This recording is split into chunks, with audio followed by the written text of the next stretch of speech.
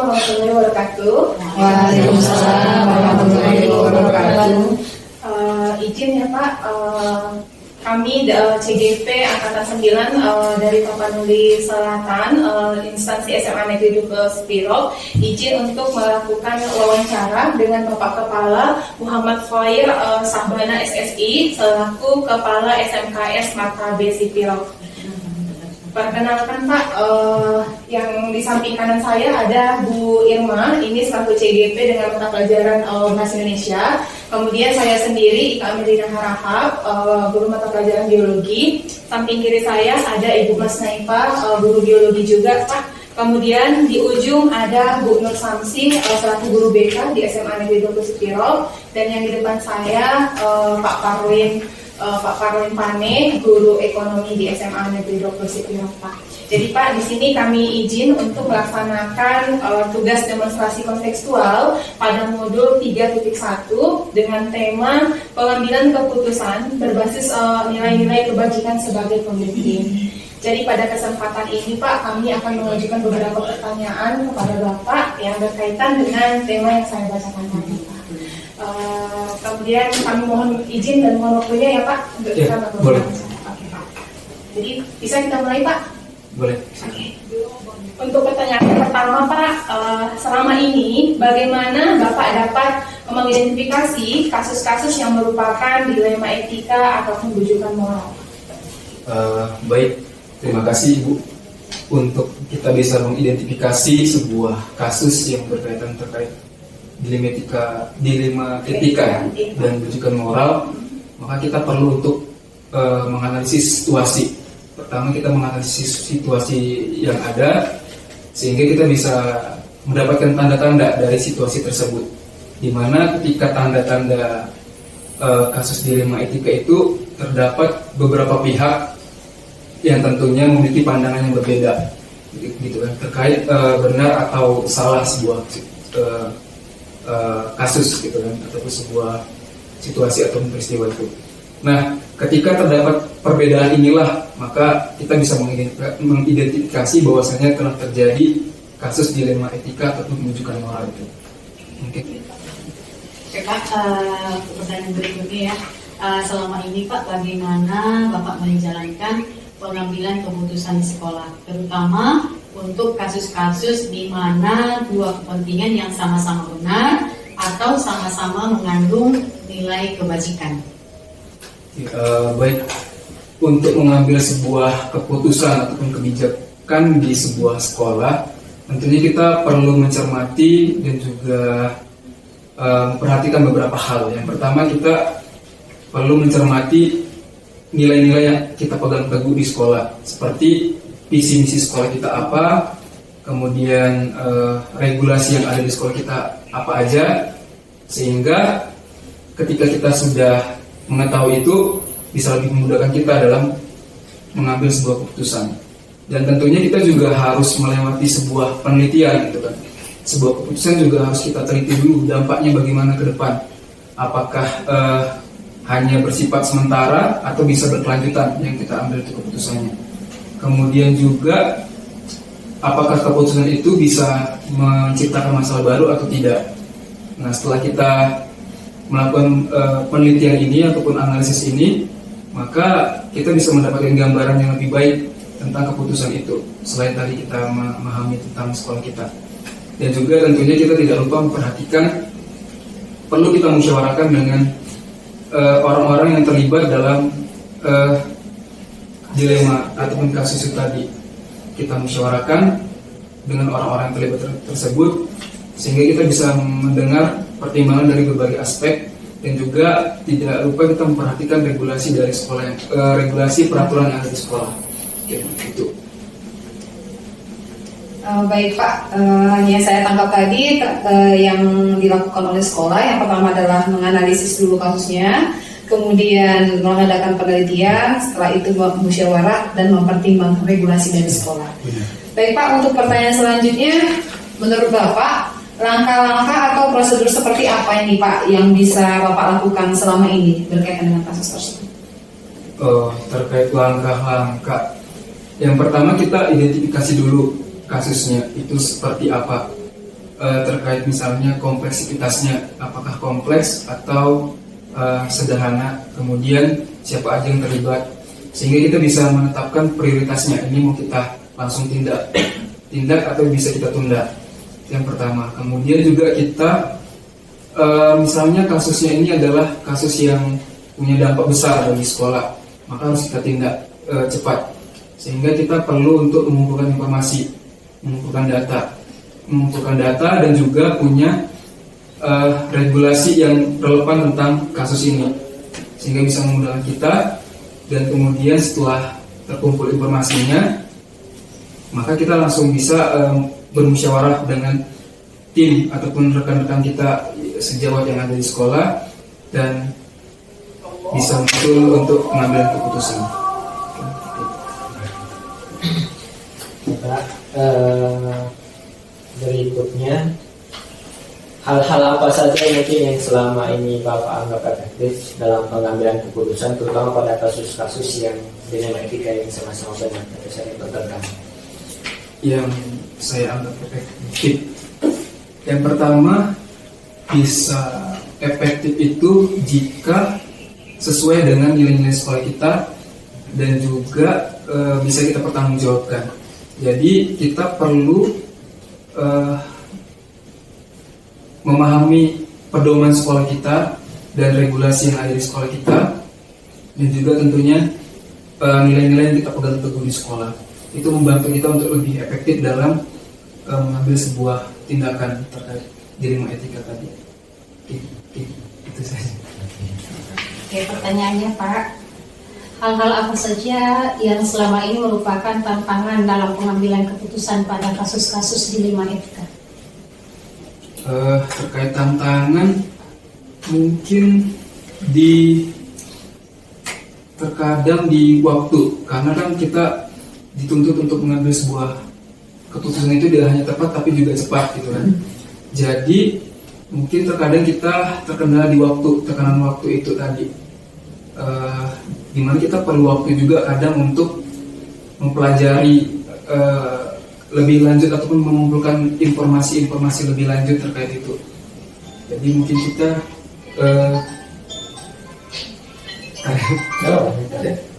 kita mungkin terkendala di situ di waktu tadi kan. Kemudian juga karena dilema etika ini tadi melibatkan beberapa pihak yang berbeda pandangan, tentunya akan lebih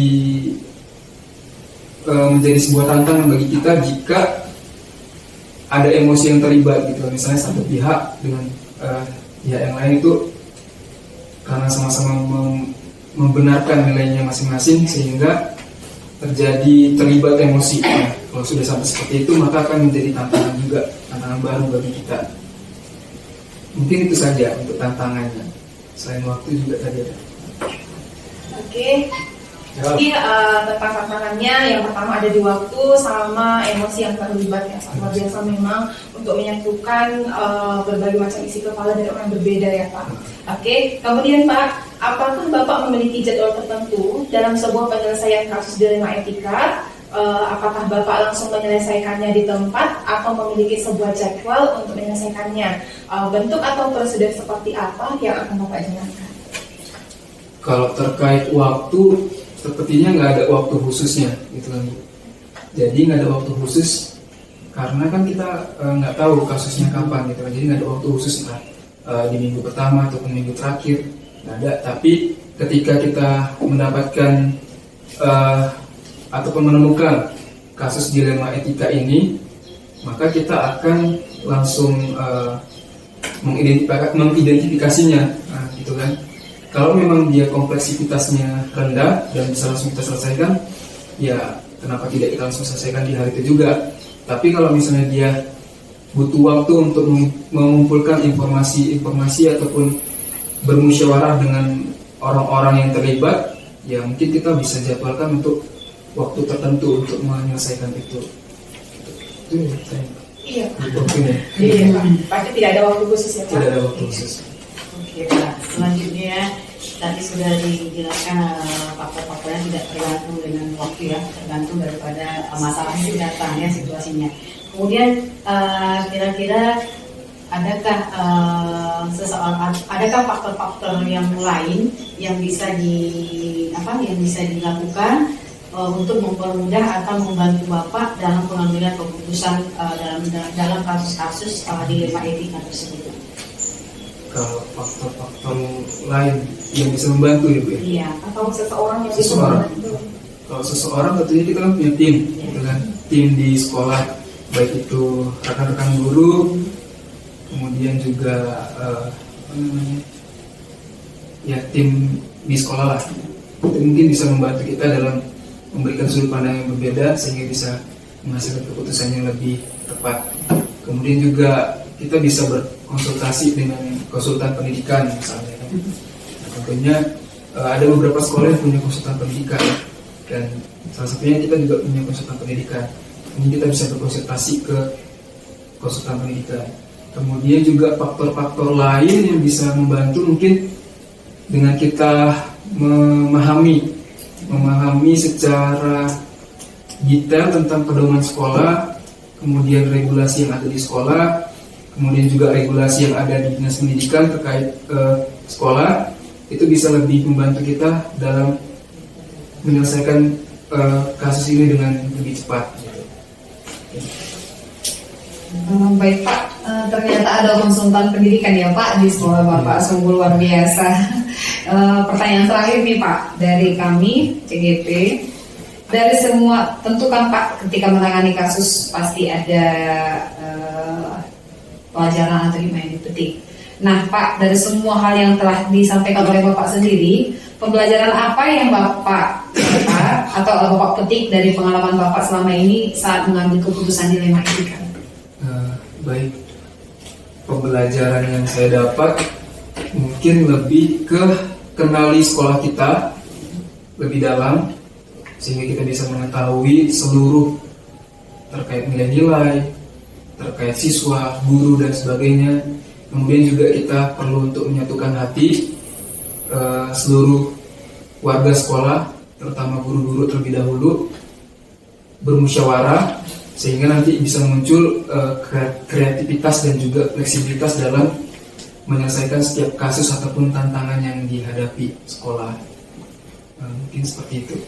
Dan tidak lupa juga penting untuk kita memahami bahwa sebaik-baiknya sekolah itu ataupun sebaik-baiknya manusia itu adalah yang bisa bermanfaat untuk masyarakat dan bisa bermanfaat bagi orang lain. Mungkin itu. Ya. Oke Pak, Luar biasa. luar biasa jawaban dari Bapak Kepala.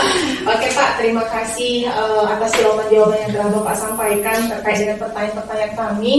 Sungguh benar kami sudah mendapatkan pengetahuan yang baru seputar pengambilan keputusan, di mana nanti kita mempertimbangkan tentang etika dan juga moralnya Pak. Terima kasih sekali sudah memberikan kesempatan kepada kami ya Pak.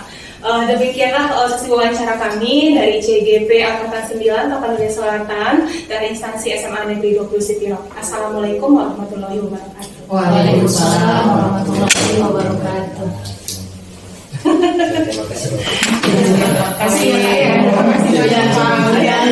Terkesan saya Pak, atas jawabannya terkesan saya Pak, luar biasa.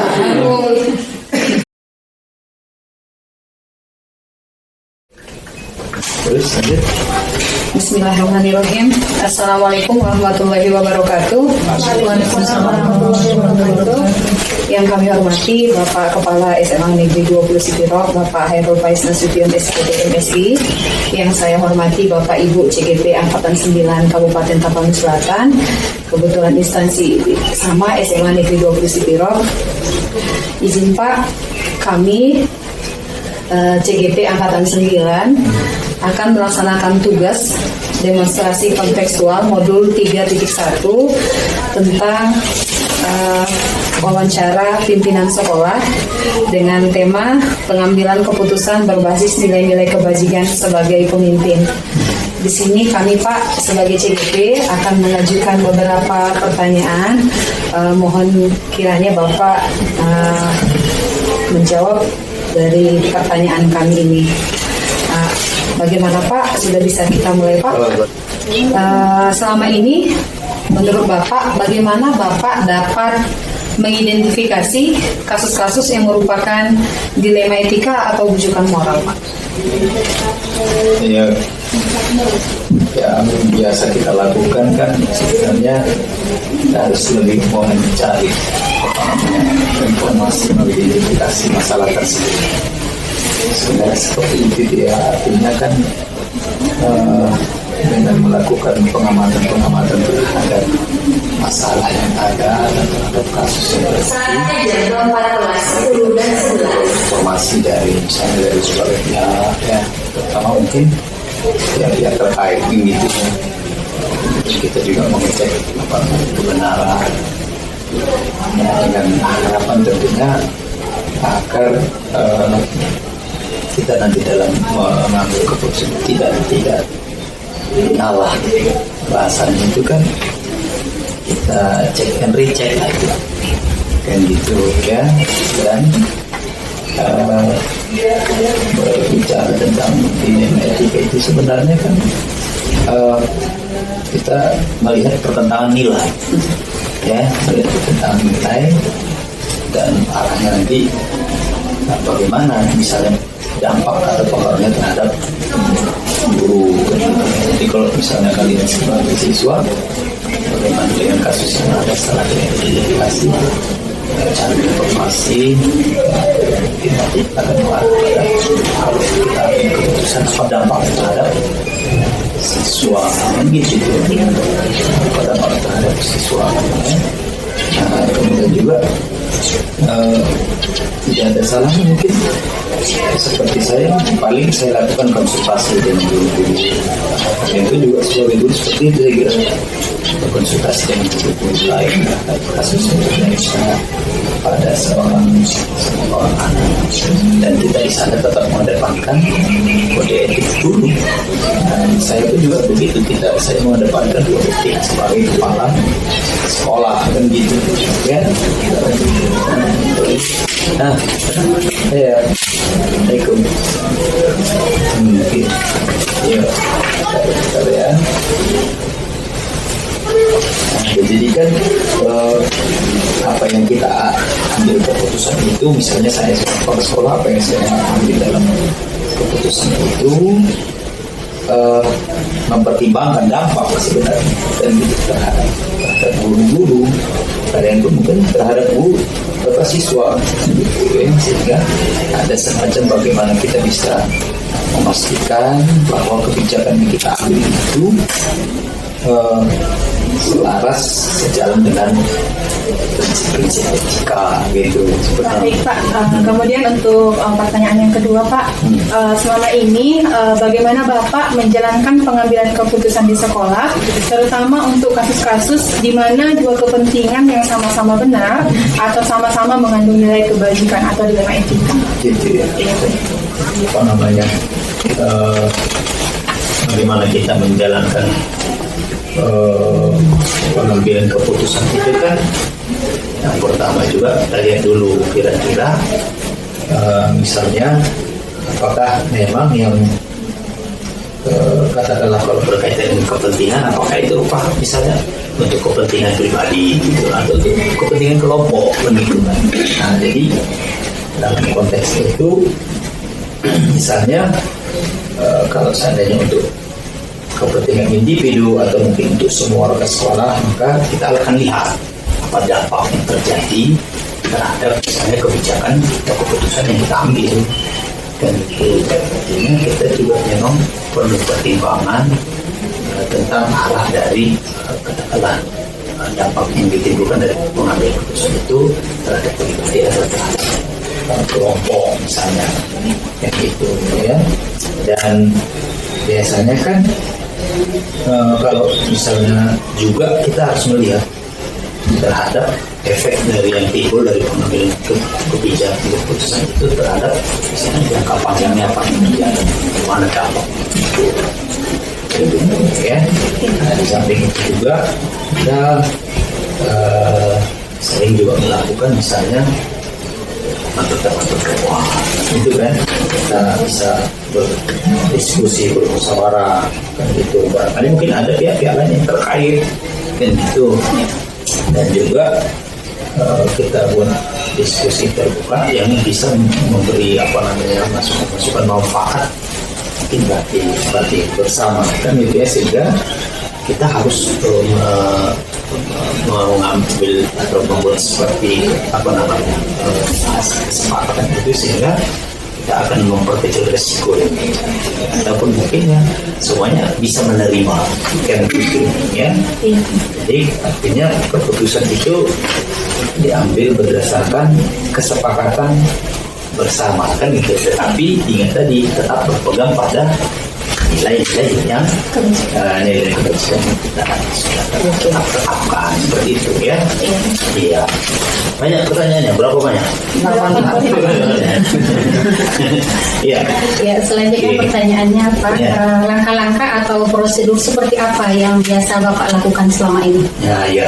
Jadi kan ini pun juga sebetulnya sifatnya umum, sebagai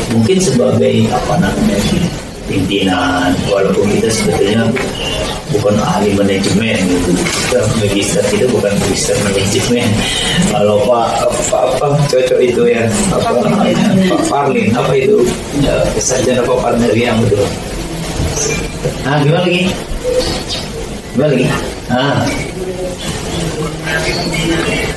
Oke.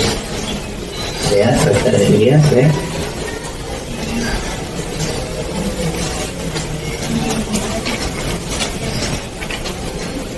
Jadi sambil lalu ya, kita biasanya kan jangan mengambil satu, katakanlah misalnya keputusan tapi tanpa kita ketahui dulu duduk masalahnya gitu ya. Jangan, berarti yang kita lakukan di dalam konteks itu kan bagaimana kita melakukan analisis yang mendalam kan gitu kan, terhadap apa ya, terhadap masalah, terhadap kasus itu sendiri kan gitu ya. Dan setelah kita cek, tentu kita mungkin bisa pahami, kita bisa mengerti apa inti dari permasalahan yang sebenarnya kan di situ. Nah, ketika nanti misalnya kita meraba-raba, akhirnya pengambilan keputusan yang kita ambil, walaupun kadang bersama, cenderung bisa menimbulkan risiko gitu ya. Nah, jadi dalam konteks itu juga kita harus melihat, misalnya setelah kita tahu itu permasalahan kan gitu ya, siapa yang terlibat di sana, atau mungkin nilai-nilai yang ada pada kasus itu sendiri gitu ya. Nah, sehingga lebih kita arahkan kepada bagaimana kita misalnya mengadakan pertemuan, mendiskusikan kan gitu, dengan siapa ya, dengan guru-guru, mungkin ada pihak-pihak terkait yang lain, dengan dewan guru paling tidak kan gitu, sehingga kita bisa mencari solusi yang pas, solusi yang sesuai, yang tepat kan gitu ya. Ingat tadi dengan mengedepankan nilai-nilai etika dan juga mungkin kebijakan yang kita katakanlah di sekolah kita ini dalam hal mengambil keputusan tersebut kan itu ya. Nah, kalau seandainya itu berkaitan dengan katakanlah saya sebagai pribadi, maka saya mungkin akan mengambil keputusan sendiri gitu, karena berkaitan dengan pribadi saya kan gitu ya. Tetapi tetap bukan berarti mengabaikan nilai-nilai etika, tidak, tetap mempertimbangkan katakanlah misalnya baik buruk serta berdasar pada aturan yang berlaku. Karena tidak selamanya kadang harus minta dari yang lain. Ketika berhadapan dengan saya ambil keputusan sendiri dan juga tidak terlepas dari aturan yang berlaku. Bukan berarti mengambil keputusan sendiri ya suka-suka, enggak. Dan kita perhatikan nilai-nilai aturan yang berlaku, norma yang ada, sehingga tindakan kita tersebut itu ya betul-betul mungkin sebagai tindakan yang lebih bijak, lebih arif gitu ya. Dicatatnya apa yang dia pertandingkan? Apa lagi? Lanjut untuk pertanyaan berikutnya Pak. Hal-hal apa saja yang selama ini Bapak anggap efektif dalam pengambilan keputusan pada kasus-kasus dilema etika? Saya kira kan tadi udah kita singgung juga tuh, bagaimana kita bisa menganalisis secara dalam ya. Sehingga bahasa kita kan tahu betul duduk permasalahan gitu. Itu yang paling penting terhadap guru. banyak hal yang barangkali kita harus pahami betul, kita analisis betul secara mendalam tentang katakanlah masalah yang terjadi atau kasus yang ada kan gitu ya. Artinya kita lakukan identifikasi inti masalah dan nilai-nilai terlibat kan gitu ya. Ya mungkin kita bisa melakukan satu evaluasi ya sebagai katakanlah untuk mengambil opsi terbaik misalnya ya. Biasanya dengan cara seperti ini, pendekatan seperti ini, kita bisa memilih pemecahan masalah atau solusi yang paling sesuai. Yang tadi tetap dengan mengedepankan prinsip-prinsip etika ya, dan juga mungkin nilai-nilai yang dianut oleh sekolah gitu. Artinya kita juga harus melihat apa yang mungkin nilai yang paling baik yang berkaitan dengan keberadaan sekolah kita ini gitu ya. Oke ya. Parlin. Oh ini satu-satu ini. Parlin. Apa pertanyaannya Parlin? Hal yang merupakan tantangan Pak dalam mengambil keputusan dan sebelum etika. Oh begini. Kalau kita mengacu pada pengambilan keputusan, kita jangan berharap orang semua pasti sama. Tidak seperti itu. Kalau saya boleh mengambil contoh lain, Rasul itu manusia terbaik di muka bumi ini, gitu ya. Jangan melihat dari Rasul berarti nggak benar, bukan begitu. Dia sendiri manusia terbaik. Keputusan yang dia ambil, kan gitu kan, tidak disetujui oleh semua orang. Siapa itu? Terutama orang-orang kufar Quraisy itu nggak setuju, kan gitu ya. Nah itu harus kita pegang. Artinya apa itu? Jangan kita menganggap karena dia tak setuju. Artinya kita menunggu supaya dia setuju, supaya kita ambil keputusan. Oh jangan. Kita harus paham itu bahwa tidak semua orang akan puas, akan enjoy dengan keputusan yang kita ambil tersebut itu. Karena apa? Karena menyangkut keputusan itu biasanya menyangkut orang lain. Akhir gitu. Soalnya mungkin itu person. Ini menyangkut keputusan orang lain. Nah, jadi kan pasti tidak akan membuat semua orang puas. Ada yang suka, ada yang tidak suka. Tetapi yang paling penting itu dulu yang perlu kita pahami sebagai pemimpin, sehingga tidak, walaupun itu kita pahami tidak berarti kita nggak usah ambil keputusan. Ada yang nggak suka habis, tidak akan terjadi.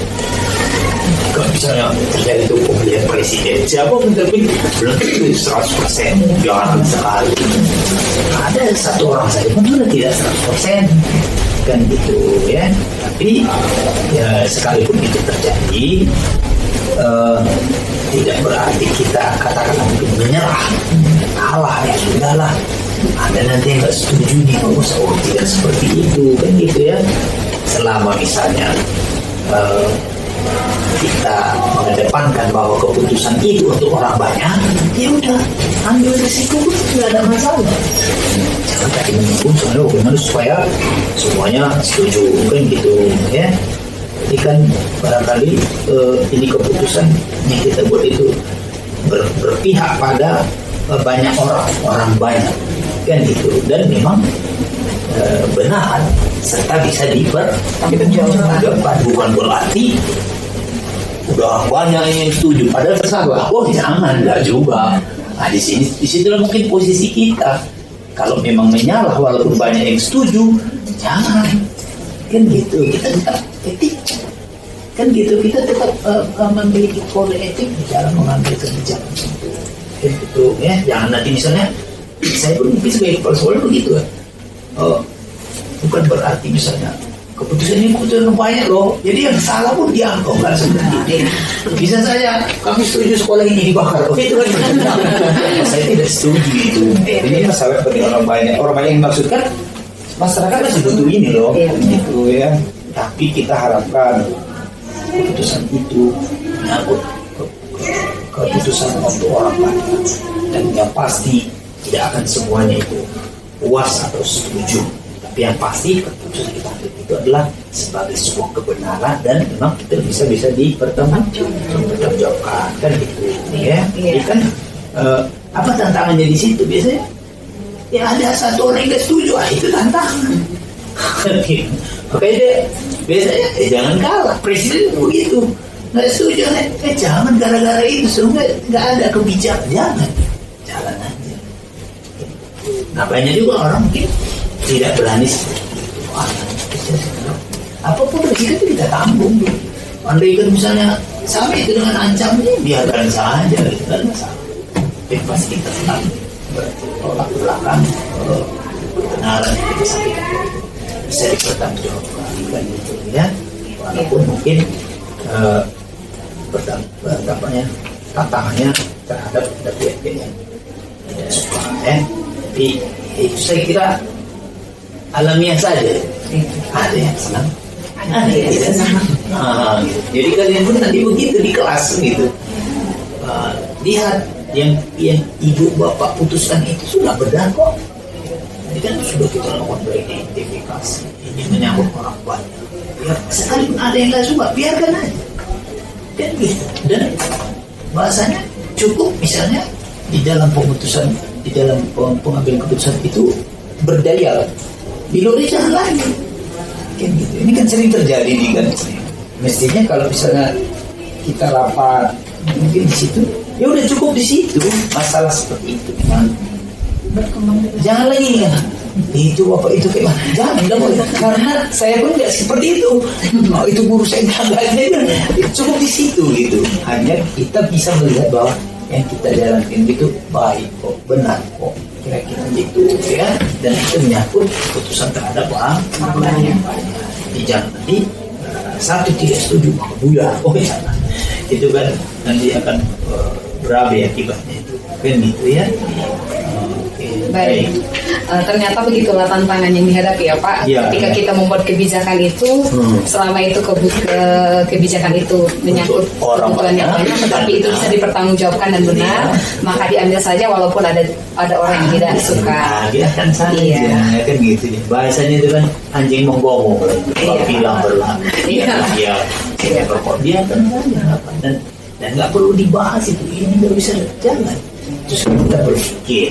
Nah, mungkin di satu sisi mudah-mudahan anak saya ini sadar gitu kan gitu, mudah-mudahan guru saya ini sadar itu tadi, dan kita tetap memberikan yang terbaik untuk yang benar, bukan untuk secara pribadi kan gitu ya. Baik Pak, selama ini misal Pak kalau ada kasus, apakah Bapak memiliki sebuah tata krama atau jadwal tertentu dalam sebuah penyelesaian kasus di dilema etika? Apakah Bapak langsung menyelesaikan di saat itu atau memiliki sebuah jadwal untuk penyelesaiannya? Bentuk atau prosedur seperti apa yang Bapak lakukan Pak? Jadi begini tuh, kalau ada kasus, ada masalah kita, mana bisa kita jadwal kita? Kan kalau saya menjadwal menyelesaikan kasus atau permusuhan segini jam segini kalau ada kasus. Jadi apalagi misalnya ada masalah, tunggu dulu jadwalnya menyelesaikan. Ini berapa loh ini? Mungkin kalian pun bapak ibu juga sebagai ibu, jangan ada kasus selesaikan, cari solusinya. Ayo bermusyawarah, cari fakta-fakta yang bagaimana. Pasti kalau saya sih nggak ada jadwal khusus untuk seperti itu. Nah kalau kita punya jadwal itu sebenarnya ada jadwal kita paling tidak, misalnya bertemu 1 kali 1 bulan kan?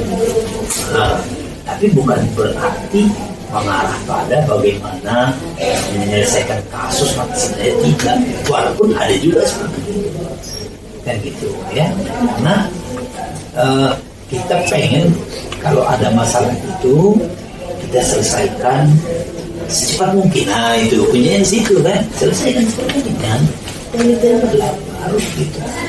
Walaupun jujur ya ada dapat tantangan juga di kita ya, apa itu kesempatan kan gitu ya. Kemudian mungkin bagaimana bisa berkomunikasi dengan orang-orang terkait gitu. Jadi ada tantangannya juga ini kan gitu ya. Sehingga yang pasti kita pengen kasus itu diselesaikan, dipercepatlah penyelesaiannya sesegera mungkin kan gitu ya. Dan memastikan bahwa mungkin proses pengambilan keputusan itu ya berjalan dengan baik gitu. Dengan bagaimana kalaupun misalnya masalahnya masalah kecil kan gitu, dan harus saat itu juga diputuskan, maka keputusan kita betul-betul harus diambil kan gitu ya. Kalau bagaimana kalau seandainya masalahnya berat sekali misalnya kan gitu, tentu ada prosedur gitu ya. Ada gitu juga itu. Kalau masalahnya berat jangan ambil langsung kan. Kan gitu. Dan ada semacam ini loh. Ada saya pernah dengar juga itu, jangan mengambil keputusan dalam kondisi emosi, tidak bisa. Dan itu lebih bagus berpikir dulu, tenang dulu, sehingga kita lebih arif lah itu nanti saya kira itu untuk mengambil keputusannya. Kalau kita sedang emosi, yang saya dengar itu kalau kamu mengambil keputusan dalam situasi emosi, maka akibatnya buruk. Pegang itu kan gitu kan, tapi butuh kesabaran kan, mempertimbangkan kan gitu ya. Kalau tadi saya bilang masalahnya berat, biasanya kan kita cenderung mana ya. Jadi ada juga itu kadang seperti kalian atau seperti kita guru, ada juga itu kadang dia pengen keputusan yang kita ambil itu detik itu juga, tetapi mungkin masalahnya perlu proses. Saya perlu proses. Ada juga itu. Tapi kalau mungkin yang masalahnya kecil, selesaikan. Walaupun memang bukan berarti proses yang kita maksud mengulur-ulur, enggak. Sama itu semua. Misalnya sebagai aparat penegak hukum itu begitu. Nggak bisa. Cobalah mengadu pakai handphone saya hilang itu harganya 32 juta. Oh iya, baik, makasih akan kamu sih. Mana begitu? Apa buktinya? Dicari dulu. Apa buktinya? Di mana kejadiannya? Siapa yang bapak curigai? Dicari nanti. Ayo dirapatkan lagi itu kan dengan tim kan. Di sini masalah bagaimana? Oke, putuskan siapa yang tertuduh? Ayo selidiki dulu. Lalu dipanggil orang. Prosedur. Bisa kalau ini diputuskan, yang palingnya ini, kita langsung tangkap saya. Gimana gitu? Saya di beberapa tangkap. Ya bisa sangat berat. Gitu. Semua saya kira sama.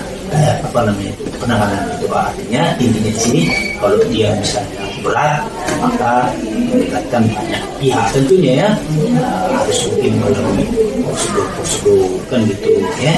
Sehingga dengan prosedur yang kita tetapkan, akan mungkin kita bisa berkonsultasi dengan berbagai pihak yang terlibat kan gitu ya, sehingga di dalam hal pengambilan keputusan itu sesuai dalam hal kepentingan gitu. Kalian pun mungkin di Google seperti itu. Baik Pak, pertanyaan selanjutnya, kira-kira adakah seseorang atau faktor apa yang selama ini mempermudah atau membantu Bapak dalam pengambilan keputusan dalam kasus-kasus dilema etika? Gitu ya. Iya, jadi kan tapi ini kan banyak pihak atau yang membantu kan, terutama keberadaan kalian dalam penyelesaian masalah itu nggak bisa kita pungkiri. Cuman kadang kita berpikir bahwa kita nggak terlibat, kita enggak, sebenarnya tidak. Jadi banyak pihak tentunya ya membantu untuk menyelesaikan masalah ya. Dan saya biasanya mengajak kepada orang sekolah lah kan gitu ya, terkait yang lain gitu, termasuk misalnya orang tua atau wali murid, ataupun juga mungkin orang-orang yang orang-orang dekat lah. Itu bisa kita jadikan sebagai, bisa kita manfaatkan sebagai membantu dalam menyelesaikan masalah-masalahnya. Juga kan apakah misalnya dia personal juga mungkin bisa juga. Pasti orang-orang yang mengalami permasalahannya, jadi banyak yang membantu dalam mencari katakanlah alternatif solusi. Apanya itu juga begitu ya. Dan biasanya guru kita berkomunikasi dengan yang lain, pemangku kepentingan yang lain yang berkaitan dengan sekolah itu sering membantu. Bisa katakan orang tua gitu ya. Ada juga itu kalanya murid itu bisa juga kita lihat ya. Bisa. Nah, kalian pun juga begitu, jangan menganggap kadang bahwa karena siswa itu hanya masih anak-anak, belum tentu juga. Dia bisa saja memberikan ide-ide cemerlang, bisa saja. Pak, seperti ini kalau ini bagus tuh. Tidak berarti misalnya dia dia tidak tahu apa-apa. Sekarang kan anak-anak lebih tahu daripada kita ini dengan ada semacam anggapan image bahwa saya kan orang tua yang lebih paham. Iya kan? Terkadang anak-anak ini punya wawasan yang lebih luas dibanding kita. Sangat. Iya. Jadi, kalau tadi yang pertanyaan si Pak tadi, sebenarnya kan dia seringkali orang ingin mendapatkan katakan misalnya keputusan tapi yang memihak kepada dirinya. Iya. Itu nggak boleh. Nggak boleh itu. Nah, kadang-kadang udah kita misalnya bisa saja udah disampaikan kan ngotot. Jadi kecuali untuk keputusan untuk orang banyak tetapi benar. Ini misalnya sudah salah ngotot pula. Padahal untuk kepentingan pribadi itu nggak boleh. Dulu pernah saya, mohon maaf saya sampaikan ke Pak Akhil itu, kalau misalnya memberikan saran, jangan mengarah kepada kepentingan pribadi, nggak boleh, kan gitu, jangan, tapi untuk kepentingan bersama, ayo, silakan, itu bagus. Nah kalau seandainya pun sekalipun salah, tapi semua sepakat dalam arti tidak menimbulkan gangguan, oke lah mungkin bisa kita pertimbangkan. Ini nggak fatal, udahlah salah untuk kepentingan pribadi. Ini kadang-kadang sering ya mungkin bisa jadi sifat manusia kita itu muncul kan sering itu terjadi tapi tidak menjadi pengaruh biasa karena dia juga punya pemikiran. Cuman harapan itu bagaimana janganlah usulkan. Nah, kita pun misalnya saya punya atasan tapi nggak pernah mengusulkan yang kepentingannya untuk kita. Nggak mau kita. Apa? Dia punya semacam bahan untuk memutuskan yang terbaik. Kenapa rupanya kalau kita berikan kebijakan pengambil keputusan terhadap kepentingan individu, ruwetlah negara ini. Ruwetlah. Sanksi kebutuhannya seperti ini, oke, kan seperti ini 2 macam tuh, yang 3 macam, banyak tuh, satu lagi jenisnya apa sih? 5 macam, gawat lah ini negara, kacau balau lah itu, begitu sehingga bahasanya begini tuh, kalau kita berada di suatu tempat ngikut, sama dengan anak-anak. Memang situasinya habitnya misalnya kita di sini berdisiplin ya banyak yang nggak mau disiplin tapi jangan kita buyar gara-gara yang janganlah kan gitu. Apalagi misalnya dikasihnya saran-saran atau dibuatnya masalah yang memang untuk kepentingan dia sendiri. Oke, jadi itu yang tadi kita melibatkan warga sekolah ya terkait yang lainnya dalam hal kita anggap itu membantu pengambilan keputusan gitu ya dalam kasus dilema gitu ya. Oke. Ya, hanya sebagai pertanyaan pamungkas Pak. Pamungkas ini. Ya, dari semua hal yang telah disampaikan, pembelajaran apa yang Bapak petik dari pengalaman Bapak mengambil keputusan dilema itu?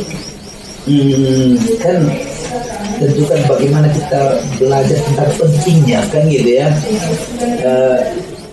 Katakanlah mempertimbangkan nilai-nilai kebijakan itu sendiri sangat penting sehingga bagaimana dampaknya yang terjadi misalnya mungkin pada guru kalian pun juga begitu setelah misalnya kalian perhatikan pembelajaran apa yang kalian dapatkan di dalam mengambil keputusan yang berkaitan dilema etika itu, pasti nanti akan muncul semacam pemahaman bahwa penting sekali rupanya kan gitu, mempertimbangkan nilai-nilai kebajikan dan bagaimana bisa kita melihat dampaknya pada murid, pada orang lain gitu kan gitu. Saya pun juga pada guru gitu, itu pembelajaran. Ini tidak berarti biasa saja dibuka, kita diajari penting sekali karena ini menyangkut orang lain, menyangkut orang banyak. Kalian begitu, bagaimana kita bisa menyadari sepenuhnya bahwa penting sekali mempertimbangkan nilai-nilai kebajikan itu dan boleh kita katakan dan berdampak katakan misalnya pada siswa kan gitu ya. Dan pembelajaran yang paling penting saya kira itu pembelajaran utama yang saya dapatkan seperti di situ bahwa setiap mengambil keputusan gitu kan atau mungkin harus selalu berfokus pada kepentingan murid gitu. Dan itu arahnya itu. Artinya kalian pun setiap kebijakan yang kalian ambil, kalian dari sudah penting sekali mempertimbangkan nilai-nilai kebajikan itu dan berdampak pada murid kan gitu ya. Harus selalu berfokus pada kepentingan murid. Kita pun juga begitu, harus saya yang mengedepankan kepentingan guru kayak gitu. Tidak apa kepentingan saya kan bisa kayak gitu kan. Nah kalau misalnya sudah kita lakukan ini, tentu akan tercipta apa namanya itu lingkungan yang nyaman, aman, sehingga itulah tujuan kita kan, itu yang pada akhirnya positif dan baik bagi mereka. Gitu ya. Mungkin sebagai kepala sekolah, bagaimana itu bisa saya lakukan berdampak pada guru dan intinya nanti kita bisa ciptakan di lingkungan sekolah yang kondusif. Tapi ingat tadi, jangan pribadi. Gitu ya. Nah ini yang sering merusak itu. Jadi kadang karena kepentingan pribadinya, dianggapnya sekolah ini nggak benar. Jangan, nggak boleh. Justru kita yang harus mampu menata hati kita sehingga keinginan yang tidak tercapai itu ya jangan kita jadikan sebagai satu acuan bahwa itulah yang benar. Kan menurut kita, tapi menurut orang banyak gimana? Menurut kepentingan orang banyak ada apa? Jadi kalian untuk begitu, setiap mengambil kebijakan, mengambil kebijakan, fokus pada bagaimana berdampak pada murid dan baik dan positif bagi mereka seperti itu ya. Baik Pak, sungguh luar biasa wawancara kita hari ini. Kami sebagai CGP mendapatkan wawasan yang sangat banyak, menginspirasi sekali, terutama dalam pengambilan keputusan berbasis nilai kebajikan sebagai pemimpin. Semoga nanti kami setelah lulus jadi CGP, kami bisa menjadi pemimpin yang dapat mengambil keputusan berdasarkan atau berbasis nilai-nilai kebajikan. Untuk itu saya mewakili rekan-rekan CGP mengucapkan banyak terima kasih kepada Bapak atas waktunya. Sekali lagi kami ucapkan terima kasih. Jika ada kata-kata kami yang kurang berkenan kepada Bapak, kami mohon maaf. Kepada Allah kami mohon ampun. Saya sudahi dengan salam. Wabillahi taufiq wal hidayah. Assalamualaikum warahmatullahi wabarakatuh. Waalaikumsalam. Oke, baik.